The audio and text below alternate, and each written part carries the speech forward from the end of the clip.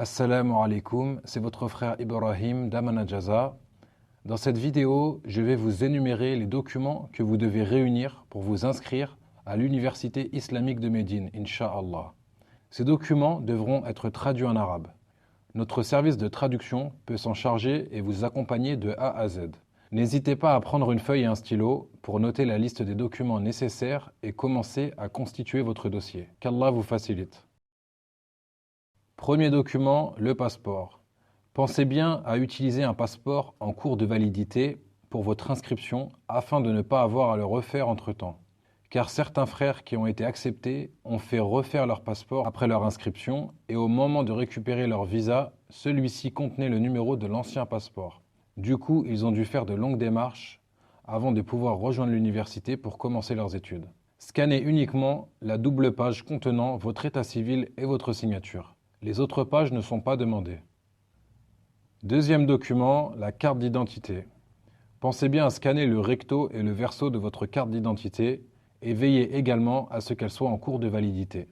Je précise que parmi les conditions mises en place par l'Université islamique de Médine, il y a le fait d'avoir entre 18 et 25 ans. Pour les frères ayant dépassé cette limite, ils ne remplissent plus théoriquement cette condition, cependant il est tout de même possible de postuler, sachant que l'université peut parfois faire des exceptions. Néanmoins, rien ne garantit votre acceptation. D'ailleurs les frères, sachez que même un dossier complet, avec toutes les conditions remplies, ne garantit pas votre acceptation. Il s'agit d'une sélection de l'université. Placez votre confiance en Allah Ta'ala, le résultat lui appartient.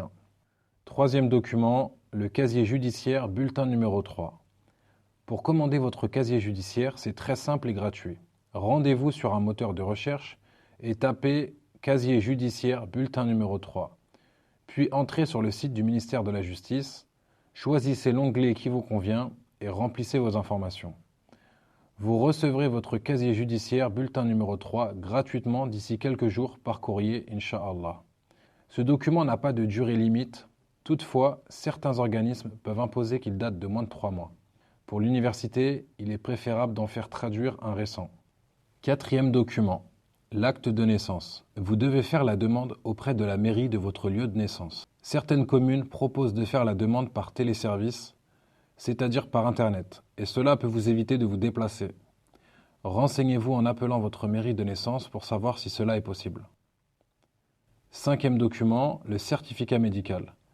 Rendez-vous chez un généraliste et demandez-lui un certificat médical qui atteste de votre bonne santé et de votre aptitude à étudier et que vous n'êtes pas atteint de maladies contagieuses. Voici un exemple de phrase, mais il n'y a pas de formulation précise. Est en bonne santé et ne présente pas de contre-indication médicale pour étudier en Arabie Saoudite. L'examen clinique ne décèle pas la présence de maladies contagieuses. Sixième document, le diplôme du bac. Peu importe que ce soit un bac général, professionnel ou technologique. L'université demande que la période écoulée entre l'obtention de votre diplôme et la candidature ne dépasse pas 5 ans. Si votre diplôme a plus de 5 ans, vous pouvez tout de même postuler en espérant que l'université fera exception. Pour ceux qui n'ont pas le bac, vous pouvez postuler avec un autre diplôme comme le BEP, le CAP, le brevet, ou voire même un certificat de scolarité pour ceux qui n'ont aucun diplôme. Nous avons déjà vu des frères être acceptés avec d'autres diplômes, voire même un certificat de scolarité. Ce qu'il faut comprendre, c'est qu'à partir du moment où vous sortez des conditions, l'université peut, si votre profil l'intéresse, faire une exception, même si ceci n'est pas automatique. Donc le mieux est de respecter au maximum les conditions afin de préparer un bon dossier sans rien négliger.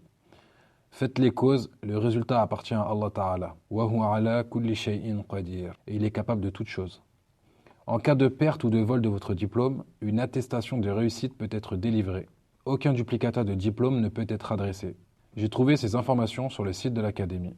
Une dernière chose, n'oubliez pas de signer votre diplôme. Septième document, le relevé de notes du diplôme. Scannez également le relevé de notes du diplôme avec lequel vous postulez. Si vous n'avez pas de diplôme, vous pouvez éventuellement scanner votre dernier bulletin trimestriel. Pour ceux qui auraient perdu leur bulletin, un duplicata peut être délivré. Pour cela, il faut s'adresser à l'académie où l'examen a été passé. Nous venons de voir les 7 documents de base à faire traduire. Voici le reste des éléments nécessaires à votre inscription, Inch'Allah. Un certificat de conversion. Pour les personnes converties à l'islam, Il vous sera demandé un certificat de conversion lors de l'inscription. Vous pouvez vous le procurer dans la mosquée où vous vous êtes converti ou alors dans la mosquée que vous fréquentez en faisant la demande à un responsable. Parfois, les mosquées ont des modèles dans les deux langues. De ce fait, si vous pouvez l'avoir en français et en arabe, ça vous évitera de le faire traduire. L'attestation d'honorabilité Tezkiya. La Tezkiya doit être délivrée par une mosquée ou un centre islamique qui va vous recommander et témoigner de votre motivation, de votre fidélité à l'accomplissement des préceptes de l'islam et à votre attachement au comportement islamique. Demandez au responsable ou à l'imam de la mosquée ou du centre islamique que vous fréquentez l'obtention d'une tezkiya. Le service de traduction Amana Jaza ne délivre pas de tezkiya pour la simple et bonne raison qu'une tezkiya doit être émise par une structure qui vous connaît et qui peut ainsi vous recommander. Inutile donc de nous en faire la demande. Pour postuler, vous devez avoir au moins une tezkiya, mais il est préférable et meilleur d'en fournir deux afin d'améliorer et de renforcer votre candidature. Une photo d'identité. D'après les informations données par l'Université islamique de Médine, vous devez fournir une photo d'identité récente en couleur au format 4/6, qui est le format photomaton en général. Il est obligatoire que la photo soit prise sur fond blanc, sans lunettes, tête découverte. Si vous avez des diplômes supplémentaires ou une lettre de motivation ou d'autres documents que vous souhaitez ajouter à votre candidature, vous avez droit à 3 documents supplémentaires autorisés par l'université. Une fois l'ensemble de ces documents réunis, scannez-les et envoyez-les-nous par mail à traduire.dossier@hotmail.com. Notre service de traduction vous enverra par mail vos documents traduits sous un délai d'1 semaine, Inch'Allah. Pour que notre service vous inscrive en ligne, n'oubliez pas de joindre une photo. Sachez que depuis plusieurs années maintenant, les inscriptions ne se font plus en papier, mais tout se fait en ligne désormais. Une fois votre inscription terminée, notre service de traduction vous enverra par mail votre récépissé d'inscription qui fait office de preuve de dépôt de candidature. La fiche d'entretien, dont j'ai expliqué son contenu et son but dans une autre vidéo, et une capture d'écran de vos documents qui auront été uploadés sur l'interface, Inch'Allah. Pour toute autre question, contactez-nous par mail à traduire.dossier@hotmail.com. En espérant que cette vidéo vous aura été profitable, n'hésitez pas à la partager autour de vous afin d'en faire profiter d'autres personnes. Qu'Allah vous facilite dans vos démarches.